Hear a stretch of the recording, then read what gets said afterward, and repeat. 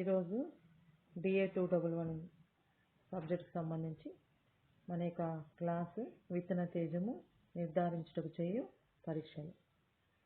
So విత్తన తేజము అంటే ఏంటి? విత్తన తేజము అంటే విత్తనంలో మొలకల యొక్క శక్తి మరియు మొలకల యొక్క పెరుగుదల, పొలంలో అనానుకూల పరిస్థితులు వచ్చినప్పటికీ మొలకల యొక్క సుగ్రాహ్యత స్థితిని తెలిపేదాన్ని విత్తన తేజము అంటారు. అంటే విత్తన తేజం అనేది విత్తనంలోని అన్ని లక్షణాలు కలిపి సుప్తావస్థత లేని విత్తనాలు, విత్తన రాశి యొక్క మొలకలు, భూమి నుంచి త్వరగా బయటికి వచ్చేటువంటి మొలకల యొక్క శక్తి సమానంగా ఉందా లేదా, దానికి స్థితి ఎంత ఉంది, దానికి శక్తి ఎంత ఉంది అనేది తెలిపేదాన్ని విత్తన తేజము అని అంటారు. సో విత్తన తేజాన్ని నిర్ధారించేటువంటి పరీక్షలు వచ్చేసరికి 4 రకాలు. 1 భౌతిక పరీక్షలు, 2 పెర్ఫార్మెన్స్ టెస్ట్, 3 ఒత్తిడి పరీక్షలు, 4 జీవరసాయన పరీక్షలు. మొదటిగా మనం గమనిస్తే భౌతిక పరీక్షలు అనేవి 3 రకాలు. 1 విత్తన పరిమాణము, 2 physical soundness, 3 x-ray test. So భౌతిక పరీక్షల్లో మొదటిది మనము తెలుసుకుంటే విత్తన పరిమాణము అనేది. విత్తన పరిమాణము అసలు భౌతిక పరీక్షలు అంటే ఏంటి? ఈ యొక్క భౌతిక పరీక్ష అనేది ఇది ఒక అవగాహన చేసేందుకు వచ్చేటువంటి పరీక్ష అన్నమాట. విత్తన యొక్క స్థాయి అంటే ఇది విత్తనాల యొక్క బాహ్యస్థితి, విత్తనాల యొక్క భౌతిక లక్షణాలపైన ఆధారపడి ఉంటుంది భౌతిక పరీక్షలు. సో ఈ భౌతిక పరీక్షలు అనేవి ఎలా చేస్తారంటే 3 రకాలుగా చేస్తారు. 1 విత్తన పరిమాణం అన్నమాట. విత్తన పరిమాణము అంటే విత్తన పరిమాణం అనేది ఎక్కువగా ఉన్న విత్తనాలు తక్కువ పరిమాణం గల విత్తనాల కన్నా సమర్థవంతంగా ఉంటాయన్నమాట. అంటే మనం జల్లెళ్ళ సహాయంతో విత్తనాలను గ్రేడింగ్ చేస్తూ ఉంటారు. సో అలా గ్రేడింగ్ చేసిన తర్వాత విత్తన రాశిలో ఎక్కువ భాగము సాధారణ పరిమాణంలో ఉన్న విత్తనాలుగా ఉంటే ఆ రాశిలో జీవశక్తి ఎక్కువగా ఉంటుంది అని తెలుసుకుంటారు. అలా తెలుసుకునేదాన్ని విత్తన పరిమాణము అంటారు. విత్తన రాశిలో ఎక్కువ భాగము సాధారణ పరిమాణం ఉన్న విత్తనాలు కానీ ఎక్కువగా ఉంటే ఆ యొక్క విత్తనాల యొక్క రాశిలో ఎక్కువ జీవశక్తి ఉంటుంది. సో 2వది ఫిజికల్ సౌండ్నెస్. ఇది ఫిజికల్ సౌండ్నెస్ అనేది విత్తన యొక్క రాశిని చూసి గుర్తిస్తూ ఉంటారు, నిర్ణయిస్తూ ఉంటారు. రంగుల మార్పు, శిలీంధ్రాలు ఆశించిన యొక్క రంగులు మార్పులు బట్టి ఫిజికల్ సౌండ్నెస్ అనేది ఐడెంటిఫై చేస్తారు విత్తన తేజాన్ని. 3వది వచ్చేసరికి ఎక్స్రే టెస్ట్. ఇది ఏదైనా యాంత్రికంగా జరిగిన డ్యామేజీ, కీటకాల వల్ల కలిగినటువంటి నష్టాలు, బాగా ఎదగని పిండాలను అటువంటి స్థితులను గుర్తిస్తూ ఉంటారు ఎక్స్రే టెస్ట్.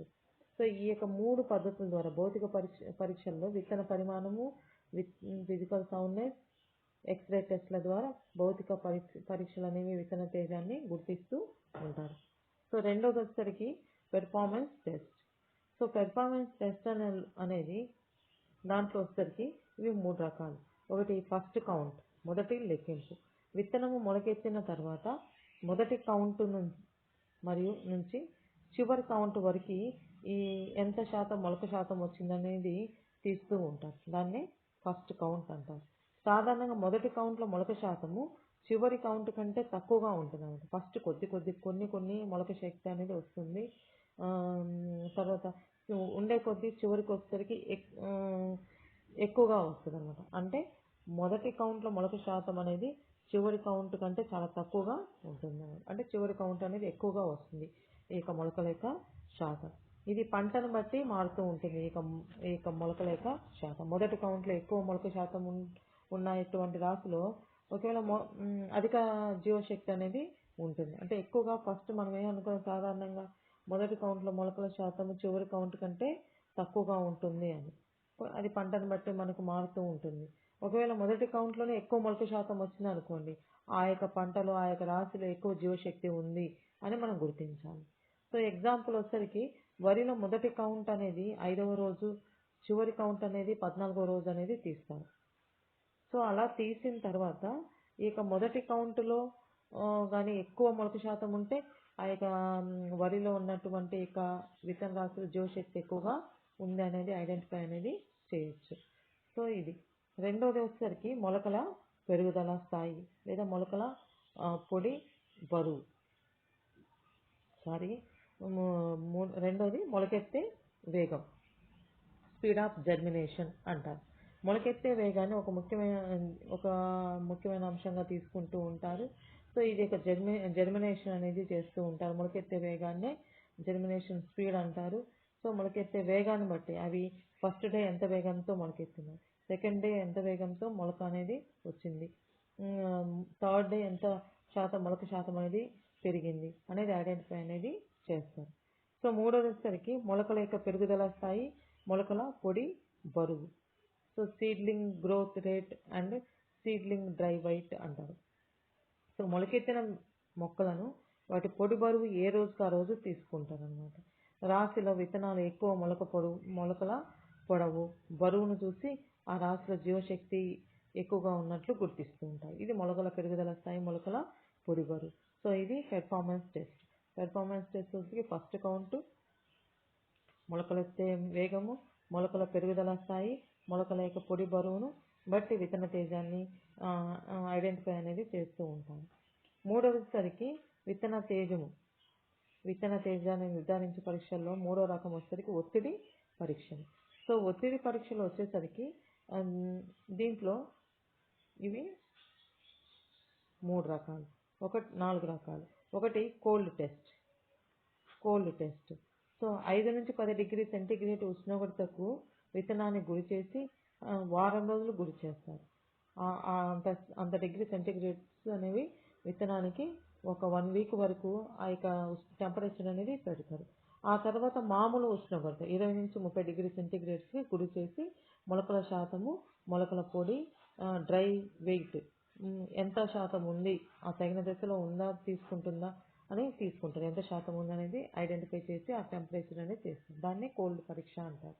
దీనివల్ల ఏంటంటే విత్తనం యొక్క ఏజీ, యాంత్రిక గాయాలు, సూక్ష్మజీవుల ప్రభావాన్ని తెలుసుకొని విత్తనాల జీవశక్తి అనేది ఎంతవరకు ఉంది అని తెలుసుకోవడానికి ఈ కోల్డ్ టెస్ట్ అనేది చేస్తారు. 5 నుంచి 10 డిగ్రీ సెంటీగ్రేడ్స్ వరకు ముందు 1 వీక్ టెంపరేచర్ పెడతారు. మళ్ళీ 20 నుంచి 30 డిగ్రీల సెంటీగ్రేడ్స్ వరకు ఉష్ణోగ్రత అనేది మామూలుగా పెడతారు.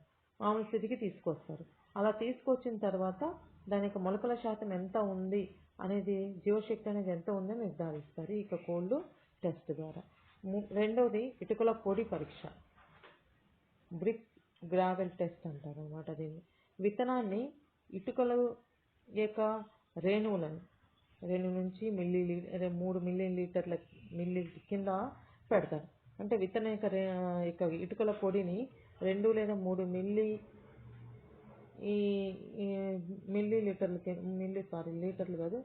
మిల్లీగ్రామ్స్. సో ఆ గ్రామ్స్కి కింద ఈ విత్తనాన్ని కింద పెడతారు. అంత మందంలో, అంటే 2 to 2.5 సెంటీమీటర్స్ మందంలో పెడతారు. పెట్టి ఏవైతే వాటి ద్వారా ఆ యొక్క ఇటుకల యొక్క రేణువుల పైనుంచి ఇక విత్తనం యొక్క మొలకలు అనేవి పైకి చొచ్చుకొని రాగలవో వాటిని లెక్కిస్తూ ఉంటారన్నమాట. అలా జీవశక్తి అనేది తెలుసుకుంటూ ఉంటారు. ఎక్కువగా మొలకలు బయటికి రాగలిగితే ఆ రాశి అనేది నాణ్యమైనదిగా గుర్తిస్తూ ఉంటారు. సో ఈ పద్ధతి అనేది చిన్న సైజు విత్తనాల్లో ఎక్కువగా పాటిస్తూ ఉంటారు. ఇటుకల యొక్క పొడి పరీక్ష అంటారు. ఇటుకల పొడి కింద విత్తనాలను ఉంచుతారు. అంత మందంలో ఏవైతే ఆ ఇటుకల యొక్క పొడి నుంచి బయటికి తెచ్చుకొని రాగలవో వాటి యొక్క లెక్కించి వాటి ద్వారా జీవశక్తి అనేది ఎంత ఉంది అనేది ఐడెంటిఫై అనేది చేస్తారు. మూడోది paper piercing test. Paper piercing test అనేది ఇది ప్రత్యేకంగా తయారు చేయబడినటువంటి కాగితం గుండా మొలకలు అనేవి ఎంత శాతం వచ్చింది అనే దాన్ని బట్టి లెక్కిస్తూ ఉంటారు. అంటే ఆ కాగితంలో విత్తనాలు అనేవి పెడతారు. పెట్టిన తర్వాత 8 రోజులు అలాగనే ఉంచుతారు. ఉంచిన తర్వాత 8 రోజుల తర్వాత ఆ మొలకలు అనేవి ఆ పేపర్ పైనుంచి వచ్చినాయి అనుకోండి, అప్పుడు ఎంత శాతం అనేది వచ్చినాయి విత్తనాలు అనేది ఐడెంటిఫై చేసి దానిని బట్టి మొలక యొక్క విత్తన యొక్క రాశిలో జీవశక్తి ఎంత శాతం ఉంది అనేది తెలుసుకుంటూ ఉంటారు. ఇది చిన్న విత్తనాలకు బాగా ఎక్కువగా అనుకూలిస్తూ ఉంటుంది పేపర్ పియర్సింగ్ టెస్ట్. సో పేపర్ల విత్తనాలను పెట్టి ఆ విత్తన రాశిలో జీవశక్తిని తెలుసుకుంటూ ఉంటారు, పేపర్ ద్వారా వచ్చినటువంటి మొలకల శాతాన్ని. నెక్స్ట్ నాలుగోదసరికి ఎక్సిలరేటెడ్ ఏజింగ్ టెస్ట్ అంటారు. అంటే ఏంటంటే ఇది ఇక్కడ అధిక ఉష్ణోగ్రత, అంటే ఎక్కువ ఉష్ణోగ్రత పెడతారు విత్తనాలకి. 42-45 degree centigrades.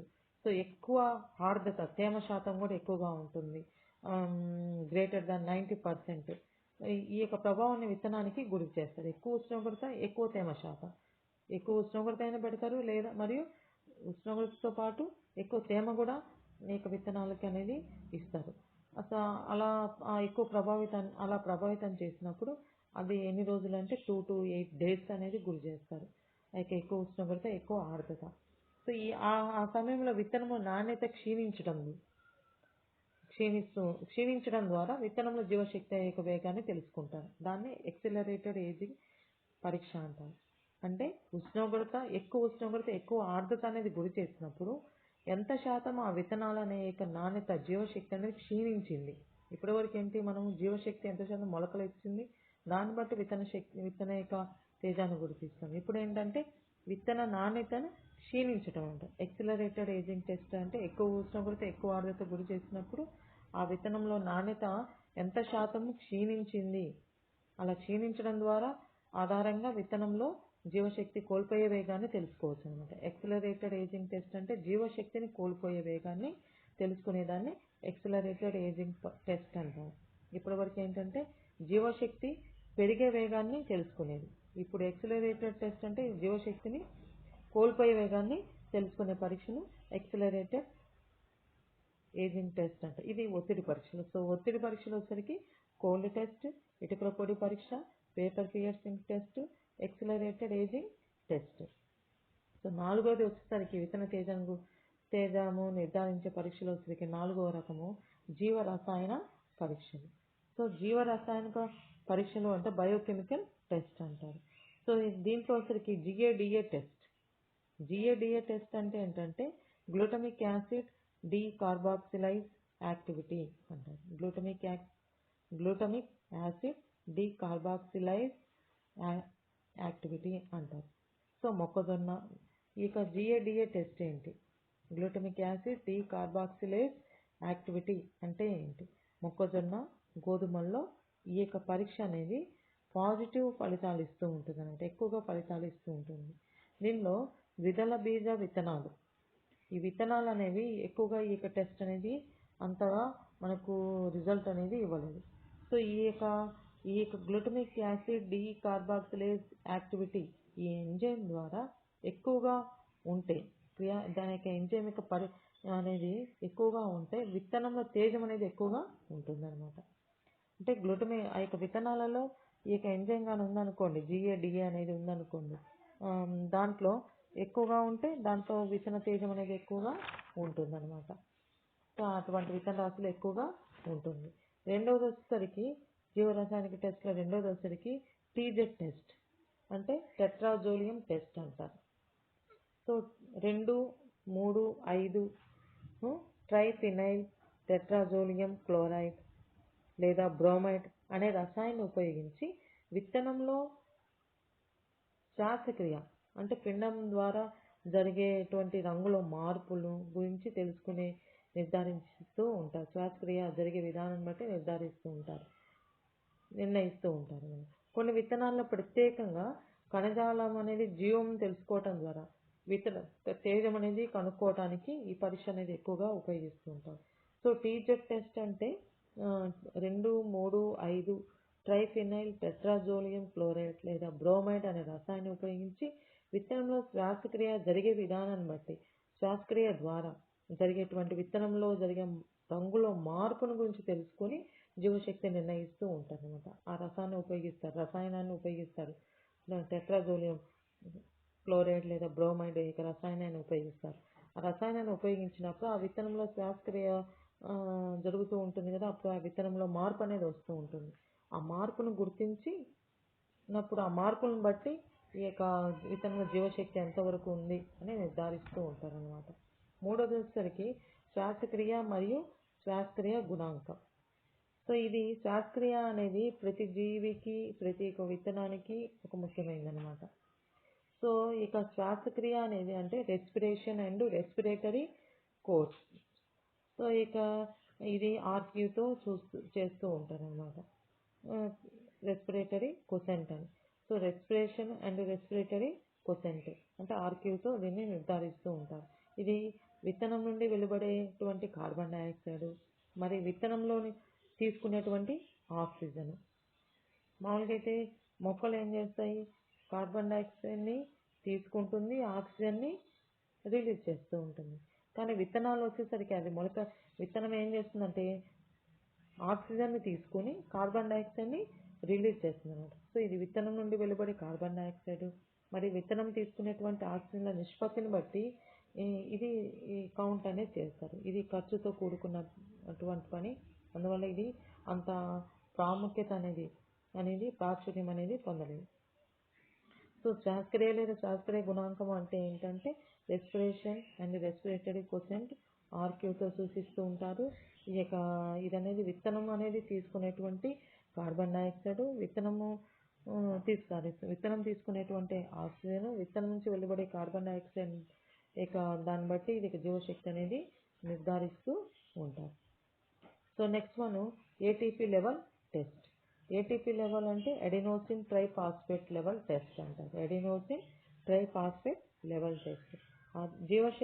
ATP level test అంటే జీవశక్తి అధికంగా ఉన్న విత్తనాలు నానబెట్టి పరీక్షించినప్పుడు ఏటీపీ స్థాయి ఎంతవరకు ఉంది అనేది దాన్ని బట్టి జీవశక్తి ఎంతవరకు ఉందని తెలుస్తూ ఉంటారు అన్నమాట.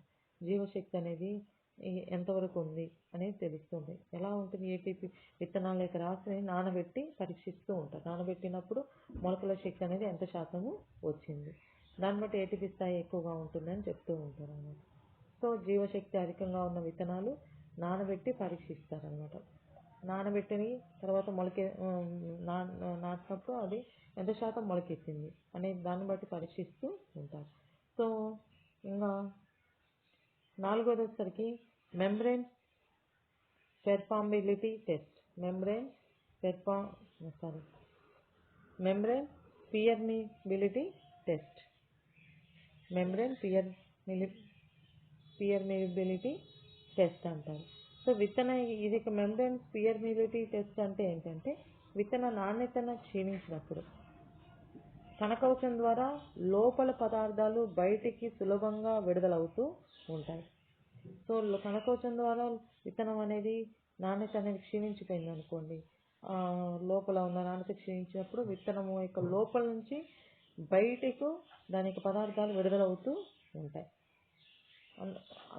అందువల్ల జీవశక్తి అనేది అధికంగా ఉన్న విత్తనాల్లో కణకవచం లోపల పదార్థాలు సులభంగా బయటకు విడుదల అనేది వస్తుంది. ఆ విడుదల ఎంత వచ్చింది దాన్ని బట్టి విత్తనంలో జీవశక్తి ఎంత ఉంది అనేది తెలుస్తూ ఉంటుంది. దాన్ని మెంబ్రేన్ పియర్మిబిలిటీ టెస్ట్ అంటారు. విత్తనం అనేది బాగా క్షీణించినప్పుడు లోపల పదార్థాల నుంచి ఆ యొక్క పదార్థం అనేది ఎంత శాతం బయటకు వచ్చింది, లోపల పదార్థాలను బయటికి సులభంగా ఎంత శాతం అది విడుదల చేస్తుంది అనేది దాన్ని బట్టి ఈ యొక్క జీవశక్తిని తెలుపుతూ ఉంటుంది. దాన్ని బట్టి జీవశక్తిని తెలుసుకుంటూ ఉంటారు. దీన్ని మెంబ్రేన్ పియర్మిబిలిటీ టెస్ట్ అని అంటారు. సో ఇది విత్తనం యొక్క విత్తన తేజము నిర్ధారించేటువంటి పరీక్షలు అన్నమాట. సో ఈ యొక్క విత్తన తేజాన్ని నిర్ధారించే పరీక్షలు వెరీ ఇంపార్టెంట్. సో ఇది విత్తన తేజము నిర్ధారించే పరీక్షలు అనేవి ఎన్ని రకాలని చెప్పుకున్నాం, 4 రకాలు. ఒకటి ఏంటి, భౌతిక పరీక్షలు, 2 పెర్ఫార్మెన్స్ టెస్ట్, 3 ఒత్తిడి పరీక్షలు, 4 జీవరసాయన పరీక్షలు. భౌతిక పరీక్షలు వచ్చరికి తిరిగి మళ్ళీ 3 రకాలు, విత్తన పరిమాణము, physical soundness, 3 x-ray test. Performance test వచ్చరికి ఫస్ట్ కౌంట్, మొలకెత్తే వేగము, మొలకల పెరుగుదల స్థాయి, మొలకల పొడి బరువు. ఒత్తిడి పరీక్షలు వచ్చరికి కోల్ టెస్ట్, ఇటుకల పొడి పరీక్ష, పేపర్ పియర్సింగ్ టెస్ట్, ఎక్సలరేటెడ్ ఏజింగ్ పరీక్ష. 4 వచ్చరికి జీవరసాయనిక పరీక్ష, GATA టెస్ట్, TZ టెస్ట్, శ్వాసక్రియ గుణాంకము, 3 వచ్చరికి ఏటీపీ లెవెల్ టెస్ట్, 4 వచ్చరికి మెంబ్రేన్ పియర్మిబిలిటీ టెస్ట్ అని అంటారు. సో ఇది విత్తన తేజము నిర్ధారించే పరీక్షలు. మీకు క్వశ్చన్ వచ్చరికి విత్తన తేజము నిర్ధారించే పరీక్షలు అంటే ఏంటి, ఎన్ని రకాలు, విత్తన తేజంలో ఒక్కదాని గురించి వివరించమని చెప్తారు, లేదంటే మొత్తం కంప్లీట్గా రాయమని కూడా చెప్తుంటారు. భౌతిక పరీక్షలు, పెర్ఫార్మెన్స్ పరీక్షలు, ఒత్తిడి పరీక్షలు, జీవరసాయనిక పరీక్షల గురించి చెప్పండి, రాయండి అని చెప్తూ ఉంటారు. సో ఇది విత్తన తేజం నిర్ధారించే పరీక్షలు అనేవి ఎన్ని రకాలు? 4 రకాలు. భౌతిక పరీక్షలు, పెర్ఫార్మెన్స్ టెస్ట్, ఒత్తిడి పరీక్షలు, జీవరసాయనిక పరీక్షలు.